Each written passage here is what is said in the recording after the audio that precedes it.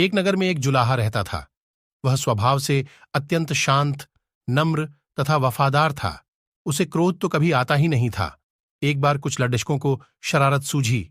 वे सब उस जुलाहे के पास यह सोचकर पहुंचे कि देखें इसे गुस्सा कैसे नहीं आता। उनमें एक लड्डुश का धनवान माता पिता का पुत्र था। वहां पहुंचकर वह बोला, ये साध्वी कितने की दोगे? जुलाहे ने कहा, 10 रुपए की। तब लड़के ने उसे चिढ़ाने के उद्देश्य से साध्वी के 2 टुकड़े कर दिए और एक टुकड़ा हाथ में लेकर बोला, मुझे पूरी साध्वी नहीं चाहिए, आधी चाहिए। इसका क्या दाम लोगे? जुलाहे ने बद्धी शांति से कहा, 5 रुपए। लड़के ने उस टुकड़े के भी 2 भाग किए और दाम पूछा। जुलाहा अब भी शांत। उसने बताया, 2.5 रुपए।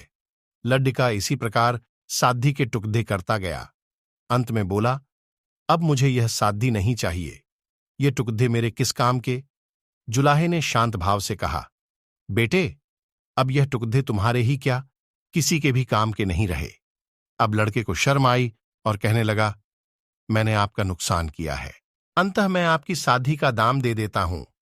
जुलाहे ने कहा कि जब आपने साध्वी ली ही नहीं, तब मैं आपसे पैसे कैसे ले सकता हूं? लड़के का अभिमान जागा और वह कहने लगा, मैं बहुत अमीर आदमी हूं, तुम गरीब हो। मैं रुपए दे दूंगा तो मुझे कोई फर्क नहीं पड़ेगा, पर तुम यह घाटा कैसे सहोगे? और नुकसान मैंने किया है तो घाटा भी मुझे ही पूरा करना चाहिए। जुलाहे ने मुस्कुराते हुए कहा, तुम यह घाटा पूरा नहीं कर सकते। सोचो, किसान का कितना श्रम लगा तब कपास पैदा हुई।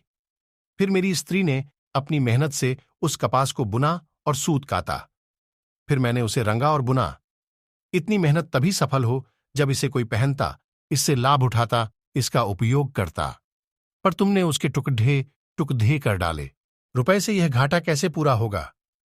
जुलाहे की आवाज में आक्रोश के स्थान पर अत्यंत दया और सौम्यता थी। लड़का शर्म से पानी पानी हो गया। उसकी आंखें भर आईं और वह संत के पैरों में गिर गया। जुलाहे ने बद्धे प्यार से उसे उठाकर उसकी पीठ पर हाथ फिराते हुए कहा, बेटा, यदि मैं तुम्हारे रुपए ले लेता तो है उसमें मेरा काम चल जाता, पर तुम्हारी जिंदगी का वही हाल होता जो उस साध्वी का हुआ। कोई भी उससे लाभ नहीं होता। साध्वी एक गई, मैं दूसरी बना दूंगा।